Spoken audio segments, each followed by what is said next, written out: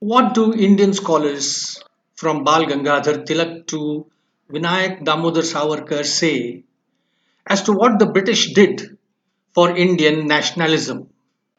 First, let us know what Bal Gangadhar Tilak had to say. It has been well said that British rule is conferring inestimable benefit on India, not only by its civilized methods of administration, but also thereby bringing together the different nationalities and races of India so that a united nation may grow out of it in course of time. I do not believe that if we had any other rulers except the liberty loving British, they could have conceived and assisted us in developing such a national ideal.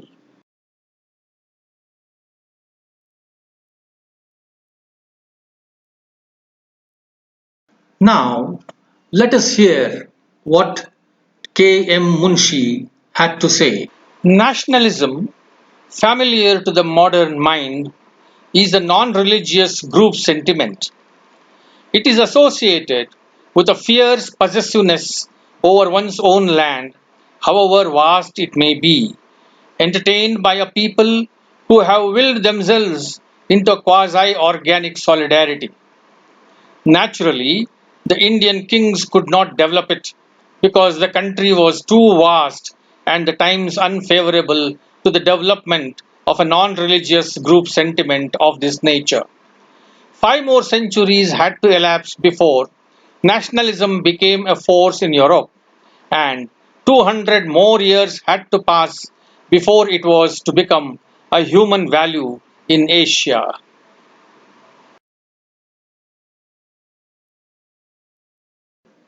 Now, let us hear what a rightist historian, Dr. R.C. Majumdar, who has edited a 11-volume History of India published by K.M. Munshi's Bharati Vidya Bhavan, has to say on the subject. As a matter of fact, we can hardly expect a national war of independence in India either in 1857 or at any time before it.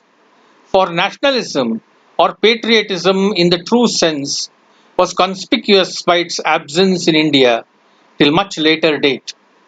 To regard the outbreak of 1857 as either national in character or a war for independence of India betrays a lack of true knowledge of the history of the Indian people in the 19th century. What has another rightist historian, Jadunath Sarkar, has to say as to what the British did for Indian nationalism? The Hindus of medieval India presented an equally unhappy spectacle. They could not possibly form a nation or even one compact sect.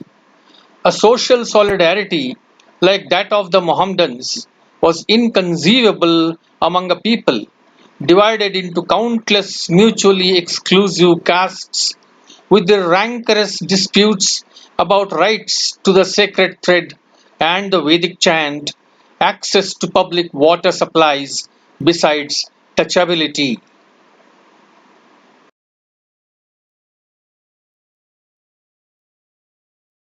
Finally, let us hear the Hindutva icon, Vinayak Damodar Savarkar, say about what the British did for Indian nationalism. The greatest good that the British government has done, without meaning it, is to melt and mould the disintegrating factions of our motherland and hammer us into a one people.